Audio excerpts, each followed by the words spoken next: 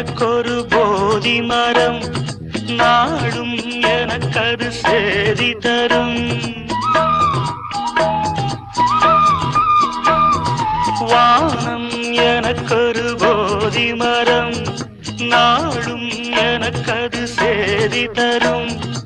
ஒரு நாள் உலகம் நீதி பெறும், திருநாள் நிகழும் தேதி வரும். கேள்விகளால் வேள்விகளை நான் செய்வேன், இது ஒரு பொன்மாலை பொழுது. ஆஹே ஓ லல